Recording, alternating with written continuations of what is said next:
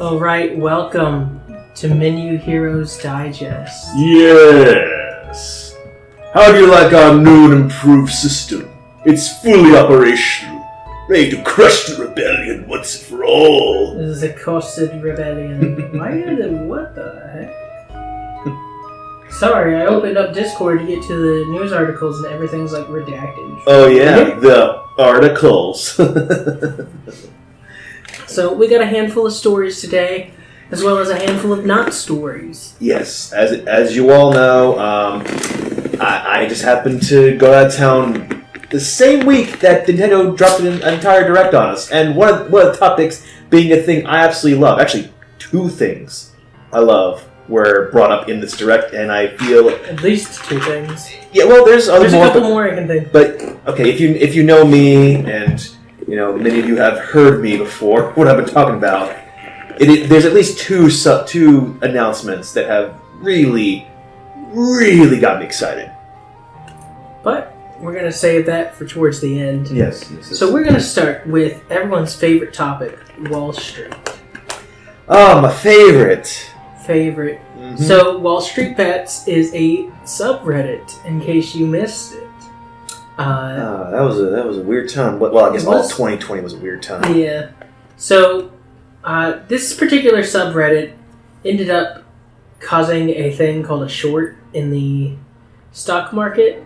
Basically, they bought up GameStop stock as a meme, as a joke, as a goof, at ridiculously low prices. And it caused the price to surge to like hundreds of dollars. And then they sold it. Yeah, it was like both GameStop and AMC theaters, obviously. Actually, sorry, what they did wasn't shorting. They were doing it because it's a technique that Wall Street tycoons use called short selling, where they buy cheap stock. Yep. And so a bunch of investors were basically out of luck. And it was the funniest thing, to be honest. No, it was like a lot of lives were ruined when basically the wolves of Wall Street just bet on things to fail, and then they get their investments increased while everyone else loses their jobs or gets laid off. And so it was sort of a way to stick it to the man. Yeah, it felt good. It felt good. The people won for once. And now the people is a person who is going up against the people. That's how it happens, right? That's how it happens. Eventually, So, James Rogozinski. Oh wait, I had the name. Yeah. Is suing Reddit. I believe it's Jamie Rogozinski, or I don't know if it's it could be Jamie or Jaime, depending on what it might be Jaime. I don't know.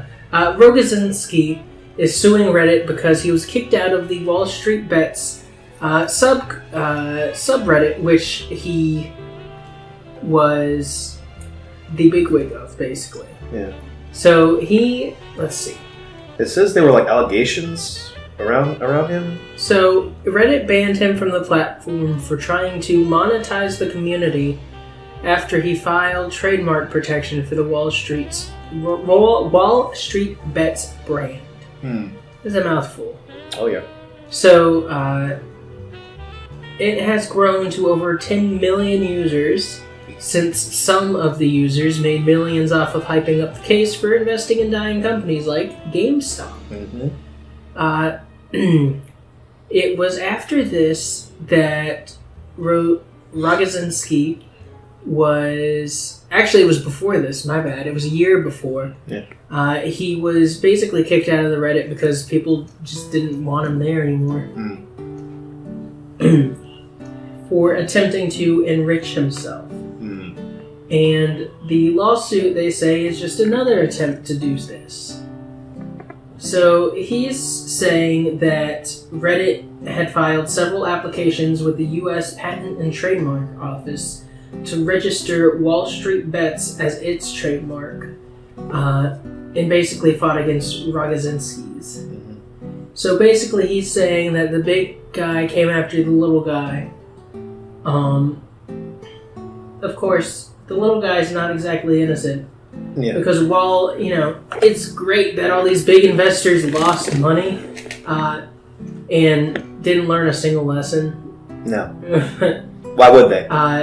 It's not good for the people who go on there and think that they can strike it rich and then they lose all their savings. So yes, it's you should know investing is a risk, but it's also a scam when people are like brought in. It's similar to cryptocurrency when people are brought into this, thinking that it's a get rich quick scheme. Mm-hmm. And that's not how investing works. You put in a small or whatever size amount of money. You hope that grows, or hopes that by continuously either investing in it or just maintaining it, it'll help grow and little funds will rise. But it'll take years or decades for that to really profit or to really maintain. Trying to plan something to where you can just get money like that, it almost never works.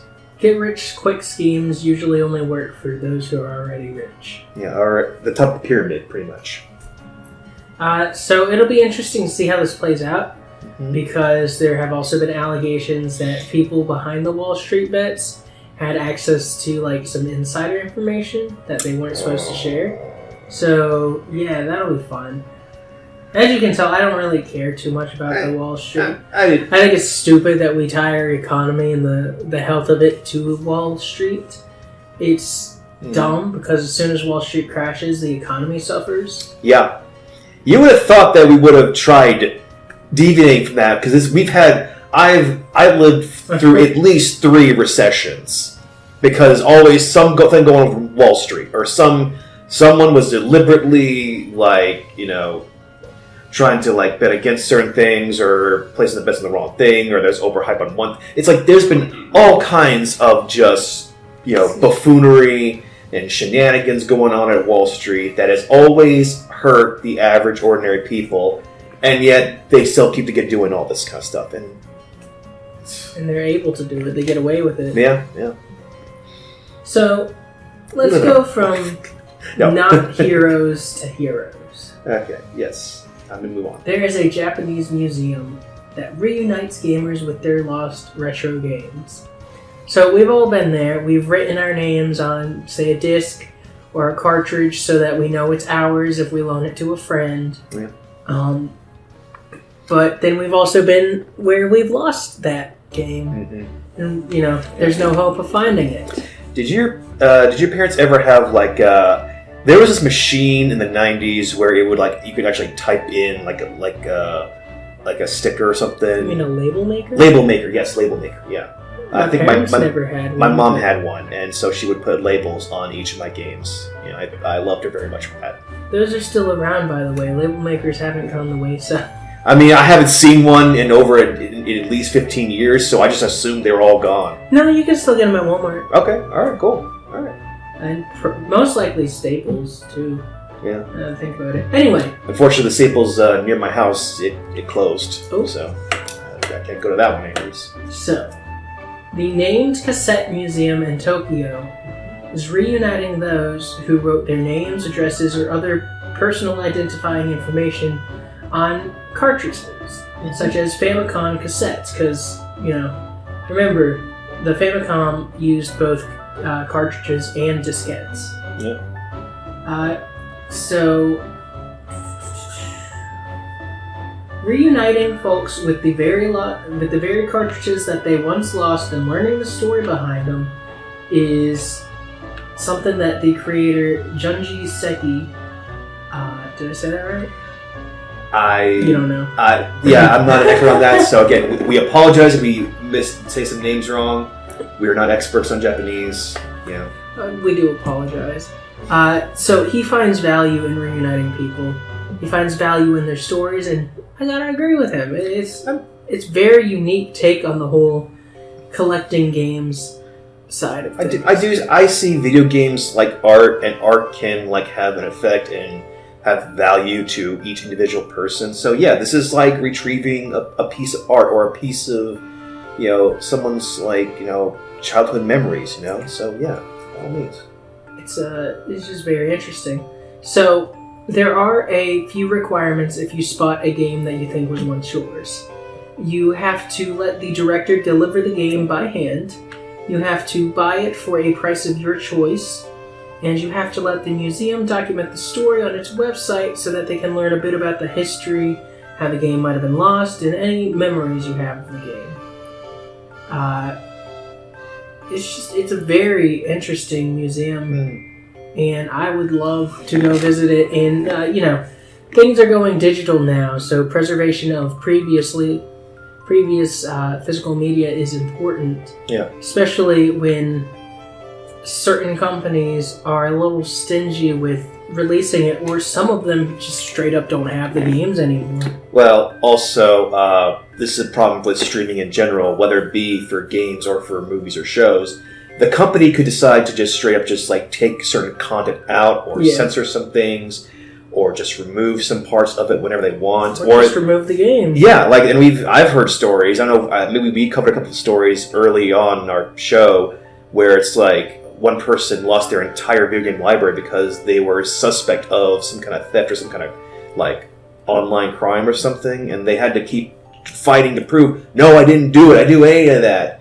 Please help me reclaim my games. And I don't know if they ever got all their games back, but that was like at least $1,000 worth of just games that were purely on digital. Yeah. So, as I said, like, sometimes physical copy is important, so... I mean, we don't want to resort to piracy. That's not something that we wake up and we're like, let's go pirate everything. Arr, yes! But there comes a point where the community, the only way for them to keep these games is piracy. Mm-hmm. It's the only way to preserve the historical value. And go ahead. That's the most ironic thing, is that I'm sure the people behind these companies think they're doing things to help prevent piracy, but they're only encouraging it because, like, they're basically, saying to people, like, we can change things whenever we want, or we can just take things whenever we want, or, because there's way more lost media in the last couple of years than there has been in like 2 decades. It used to be like everything was recorded and found, or there's a place you could go online to find it. And I'm mainly talking about HBO Max here, but like I'm using that as an example of like immediately, like, so much hard work is just gone, and you can't find it anywhere unless on piracy sites. Yeah. And the same thing could happen to games. That is a possibility. Alright, so, speaking of games, wow, what a segue, because our channel is about games. Tetris. Oh, yes. I did, as always, like, you hear about, like, Hollywood trying to make a Tetris movie, and you're thinking, oh no, here we go, it's going to be like Pixels. That's exactly what I thought. Yeah, I mean, my first thought when hearing about this news, I was like, I think I tried the Pixels thing where there's some kind of alien trying to create blocks to try and destroy humanity, but some rogue hero is going to try and destroy the blocks by block. No, thankfully this is not that movie. Or from the trailer, it's like a docudrama. Yeah, because because again, obviously Tetris did originate from Soviet Union. I mean, like early USSR. 80s. Yeah, USSR, early 80s. State computer. Russia's got nukes pointed at us. We got nukes pointed at Russia. So like the story of like like an investor. I'm trying to get the Tetris name. Getting out to the West. Yeah, because of numerous investors. Yeah. I mean, dozens of companies thought that they owned the rights to Tetris. I'm wondering if they're going to bring that up, because the trailer did seem like, and this is a movie starring Taylor Egerton. I'm trying to see what the name of who he's playing. I mean, he is the guy that did help to get Tetris outside of Russia. Hank Rogers. Okay, yeah, Hank Rogers. So yeah, he's playing him. Obviously, he's trying to. He's talking about like, oh my god, this is the perfect game. This is the greatest game ever. And trying to go over to Soviet Russia to meet with the creator and with the Soviet Union, or like obviously the USSR, to hopefully get them to talk about getting this over here, over to not only the US but also reach out to other countries and everything. And just a lot of like spy espionage, or obviously like because again this is still the middle of the Cold War. Like Russian spies are looking into his life, and might possibly try and blackmail him for stuff and everything. And I mean, the movie's obviously going to take some creative liberties because it wasn't exactly like that, but no, there was really a lot of cartoons. There was like, the Russian spies were rushing around like them and the Nintendo just trying to like intimidate them and everything. That's all real. But it's a docudrama. Docudramas always take liberties, but I always enjoy them. I think they're neat. The first docudrama I remember watching was The Founder about McDonald's. That is so good. That's a good. It was a good movie. I watched it on a flight from California. So this movie, Tetris, is what it's called, is coming to, surprisingly, Apple TV Plus on March 31st. Yeah. In the meantime, you can go and watch the Gaming Historian's video on the history of Tetris. It is fascinating. It is very well made. He's an amazing documentarian. I'll put a link in the description. Okay, I was going to look it up, but yeah, sure. He's part of the reason why I want to do, more videos. Oh, yeah. Let's see. We've got Smash. I was going to say, real quick, there was the other, like, it was not a full trip, it was a quick little cute commercial of Super Mario Bros. Oh, yeah, the Super Mario Brothers. Yes, very quickly. It's them doing the rap. It's them having We have time to watch this. Okay, all right. I've seen it 3 times. I love it. I've seen it a bunch of times, too. But you know what? You get to see us just oogle and Google at the,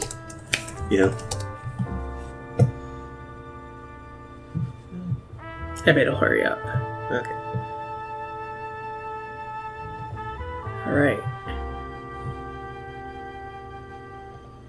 We're the Mario Brothers, and plumbing's a game. We're not like the others, we get all the fame.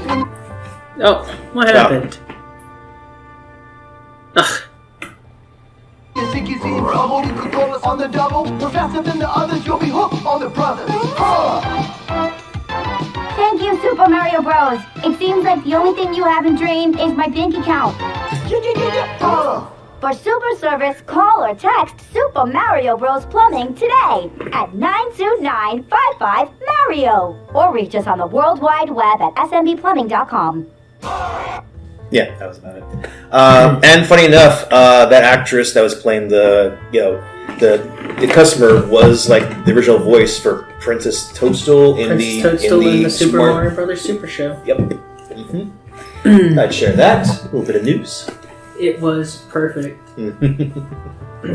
So yeah, that was the only like video game related thing to come out from the Super Bowl, from the commercials and everything. Ooh, the Super Bowl. The commercials are the only good part about the Super Bowl. That's why I was watching them. But again, I got an aunt and uncle that were watching the game. They love football, so it was at least nice watching it with them. I gotta say, the Pops Breaking Bad. That was pretty good. It's hilarious. It kills me every time. That was really good. Unfortunately, they don't watch Breaking Bad, so they didn't quite get to explain them. Oh, see, there's a show called Breaking Bad. These are the characters, and like they're just recreating the scenes, but with the pop chips. Yeah, the pop chips. Yeah. All right, so let's get to our next story, man. Oh my god, sorry. I try to be Scooby and the dogs react. So, Multiversus, that's a game, right? Isn't that a thing? Hey, everybody was excited about it, and I thought it looked pretty cool. One moment. Buster, shut up! I love you, but shut up! Yeah. We do love Buster. Anyway. I keep wondering if I'm... You probably are. I don't know. We'll figure it out. Okay. If you just see my nose, then it's like, okay, we'll put a marker here so this is where I need to be. We'll put like tape or something. Yeah. Easily removed. Yeah, it's like Hollywood. So, you want to take this story? As we said, Multiversus was like Warner Brothers Games' answer to Smash. and it had a lot of hype, and it certainly was well received when it first came out. It did win Best Fighting Game of 2022 at the Video Game Awards, so that's nothing to beat, nothing to sneeze at. Yeah. And unfortunately, the combined powers of Batman, Bugs Bunny, Arya Stark, LeBron James, and of course the one who's going to change the hierarchy of power, Black Adam, did not keep people on the game for very long, because as of right now, it has lost 99% of its player base. Now, keep in mind, these statistics come from the PC version of the game, but that doesn't fare very well. That's still not a good sign. I mean, like, yes, there could have been a lot of players still playing with PS5 or Xbox Series X or something, but I'm probably guessing most of the player base was on the PC. And if 99%, if only 1% are still left, yeah, somebody at Warner Brothers is asking some questions of like, okay, what is going on? What happened? Everything was going good. We were making money. We were doing great. What is going on here? They're probably taking coffee for people, being like, you figure out how to get this game back on sales, or you get no coffee. As I said, the Multiversus developers are running behind the treadmill of free-to-play games development, which demands new content. Because, basically the last DLC or the last recent character updates was Black Adam and Gremlins. Now, I do love me some Gremlins. But, actually, there was that was in October, wasn't it? There was some time. Okay, I'll need to check. I think the last one was Marvin the Martian. Oh, really? Okay. In November. I thought it was saying I think the Marvin Martian was coming. Okay, no, yeah. Marvin the Martian was November 15th, but there wasn't. I barely heard anything about that. I didn't know it was already there. So kind of shows you how the popularity died out.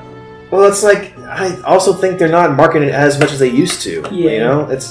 And again, I understand creating content for games is hard. Making new, keeping updating games to keep people engaged is hard. But at the same time, you gotta keep at it. Yeah, and this is Warner Brothers games. They have made some hit games with the Batman games, Mortal Kombat, Hogwarts Legacy. Yeah, we're never gonna cover that on this channel. Sorry. I will say one thing about it. I hold no ill will to anyone that's streaming the game, and by all means, if the people that but at the same time, it's I'm not going to show any support for that, because the owner of the Hogwarts and Harry Potter franchise, J.K. Rowling, continues nearly almost daily with anti-transphobic rhetoric, and is now even embracing homophobic rhetoric, or just I don't think anybody that says transphobic or homophobic things now, and it's even gone to the point where she's saying if you buy my game, if you buy this game, you're proving you agree with my ideals. So she is deliberately, she's profiting from this. Yeah, she's using funds for anti-trans propaganda. Yeah, she's even called trans women all criminals. Mm-hmm. Yeah, and so again, it's. No Harry Potter support on this channel, sorry. Mm-hmm. And it hurts because I was a pretty big fan of Harry Potter growing up. I understand the appeal. It's like X-Men, but with magic. But that's what it is, right? It's the same kind of, there's definitely an intersection between the X-Men fans and the Harry Potter fans. There was, correlation, similarities.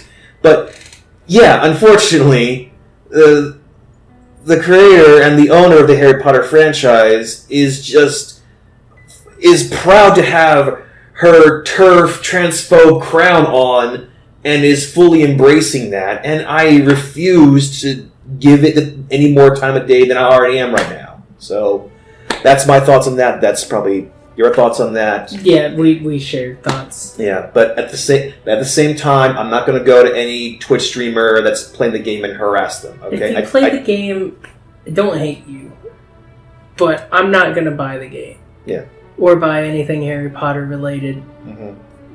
Mostly because I just lost interest after her fiasco So, Okay, now Jordan's thoughts on the Nintendo Direct. Here's how we're gonna do this. It's gonna be a quick fire round. Okay. I'm gonna list off games, and you're gonna tell me your thoughts of them. Okay, that sounds good. Sounds good. Legend of Zelda: Tears of the Kingdom. Hey, glad to see more stuff, more news about it. Still looks good, but we've been talking about this for so long. I'm just want it now. Just ready. I'm just ready. I just want it played. Xander was playing Breath of the Wild just a moment ago, and looks great. And I'm hoping Tears of the Kingdom is great. What do you think about the $70 price point? I'm actually not surprised. I don't like it. I'm not surprised. Do you think it means that there's going to be more content in it than the average Nintendo game? Keeping in mind that Pikmin 4 and Metroid... Well, actually, we don't know Metroid Prime 4's price yet. Pikmin 4 is still $60. Well, I'll talk about that in a minute. But yeah, we'll talk about that. Yes, but... that will be the hope, because, the biggest problem with, the beginning of DLCs when they were coming out, it's not because of DLCs themselves. It was the fact that, you were paying for a $60 game already. They had to pay for extra for things that were already in the game. On-disc DLCs, that was a thing, starting off, and everybody was rightfully upset. I can understand off-disc DLCs. I can understand the developers being like, oh, this would be perfect to add, but we didn't think about it or have enough time. Oh, yes. So we'll add it now. On-disc DLC, they thought of it ahead of time, but they wanted to make customers pay more. That's scummy. Yeah, and people were rightfully upset by that. Capcom! Sorry, that happened to Capcom. Advanced Wars 1+2 Reboot Camp. I wish I'd played the original Advanced Wars, but everything I'm seeing right now, especially the very anime art style, looks great. And I'm hoping, it gets me excited for Advanced Wars. I'm hoping they do continue the Advanced Wars series, Game Boy and Game Boy Advance on Nintendo Switch Online. It finally happened. Great. Finally happened. It does. I understand, there are more games on the Game Boy and Game Boy Advance besides Pokemon stuff. It did feel a little weird they didn't announce anything Pokemon related, other than the trading card game. But I'm guessing that's going to be a whole direct in of itself. By the way, the trading card game is actually slept on, and you should try it when it comes out. Oh, I never played it. It's an RPG with the card game. I remember playing it when I was a... It's not accurate anymore to the card game, but the rules have changed so much. Yes, I was about to say that. The rules for both Pokemon and Yu-Gi-Oh! Have changed so much since I was growing up, so it's this is trip down memory lane, and this are the old rules, this is the old school stuff, so... Metroid Prime Remake. I can't scream because we're in an apartment, but imagine my screams reaching out across the galaxy. That is my level of excitement for this.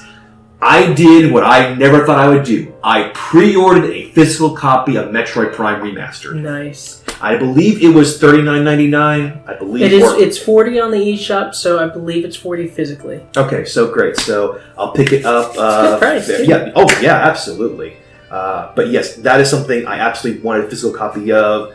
I'm seeing their videos of they've already playing it, and that's great now. But I want it. I want to hold it in my hand. I want to make sure I own it. I want to make sure no matter what happens, Nintendo or anybody or Retro Games can't censor it or censor my game. Don't tread on my games, Nintendo. They can still censor it though by releasing patches that you have to download before you can play. Okay. Anyway, sorry. What do you feel about the rumors that 2 and 3 are going to come soon? I'm fine with that. It's the last thing we want is a Grand Theft Auto trilogy definitive, disaster. Definitively garbage? Yes, we don't want that. So them doing one Metroid Prime game at a time, I'm fine with that. And they'll get more money from that too. Yeah. In the long run. So it's a win-win. Pikmin 4. Good. It's Pikmin. Yeah. It's I think I've only played Pikmin 1. I have not yet experienced Pikmin 2 or 3 or any other ones. So I'm more of this looks fun. This looks cute. It's not the thing I'm super excited about, but hey, I'm glad for Pikmin fans. It's always a solid series. Yeah. Samba de Amigo Party Central. Pass. Well, it was again. You think with me being the Sega kid, you would think I'd be into it, but it was probably it was definitely one of those it was in the arcades first, and they were probably a port to the. It was a port to the Dreamcast. Yeah. Okay. So And so yeah, unfortunately, it was one of those like I probably played it at an arcade, but never thought about it. But again, it's like. I think it's important for Sega to try and like get some of their classic games out there, and hey, I might play it again and be like, oh wow, yeah, this was fun. Yeah. And if revisiting their classics like Samba de Amigo works out, maybe they'll revisit Crazy Taxi. That's the dream. That is the dream. Batten Kaitos Remaster. I know absolutely nothing about this. All right. Fashion Dreamer. It looks fine. This is definitely one of those like games that a couple of my nieces would have loved when they were kids. It just reminds me of like there's been so many games that have features like fashion designs where you're customizing your character, doing outfits and hairstyles and everything. That I'm curious if there's going to be anything more to it, or that's just the game. Yeah, that'll be interesting to see. Dead Cells Return to Castlevania. This is the other thing I'm excited about. I said I got played a little bit of Dead Cells. I think they did have a DLC of like Metroid Dread inspired levels for it. They were awesome, and so seeing the trailer where like they are trying to recreate the stages and boss battles of the Castlevania games. I'm excited for it. I'm pumped for that. And it's fitting that a Metroidvania is returning to Castlevania. Absolutely. Ghost Trick Phantom Detective. Another one I have not played, but it definitely looks great. I told you were explaining like it was definitely by the same director as the first three. First three, okay, great. Yeah, it definitely looks like a game he would have made, and it's not a long game. It was for the DS, but it was fun. Yeah. So I'd be glad to experience that. We love Katamari Reroll plus Royal. I love Katamari. We love Katamari. I love Katamari, and you will love Katamari too, as well. This is definitely one of those like.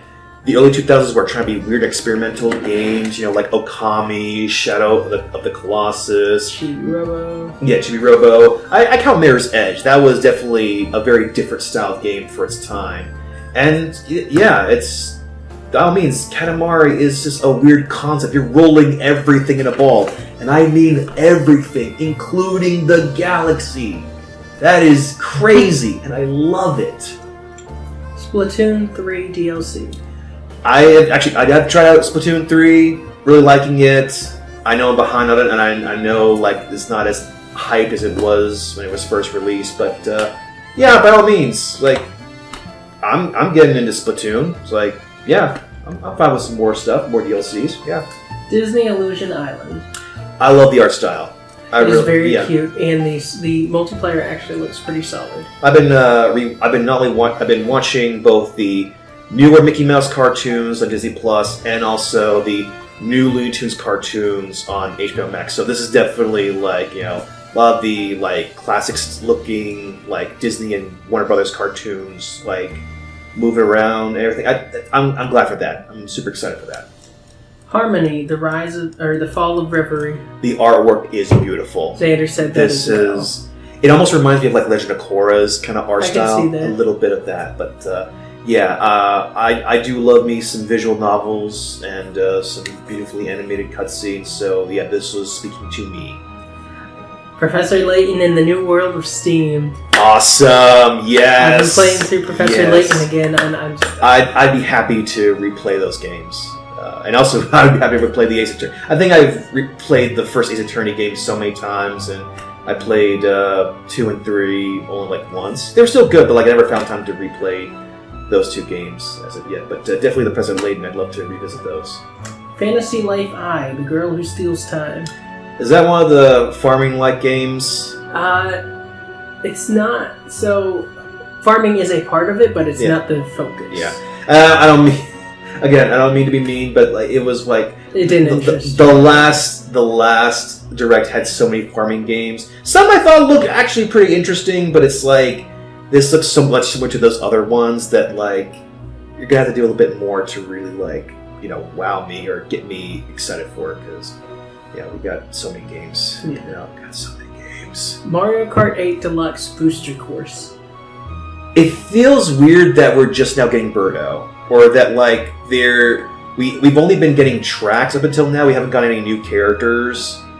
We have gotten some new things though, like the item customization. Oh yeah, that. But it is nice to finally have Birdo because I know my best friend loves to play as Birdo. Oh yeah. Birdo's a cool looking character, but does make me think of like, so we could have had other new characters available. Again, I don't want to be those people that are like, why don't they bring in new characters and everything? But although they have said they will bring more. Okay, great. I mean, we still have a couple passes left. Oh yeah. Just and any others that I didn't mention. Well, we already talked about Octopath Traveler 2.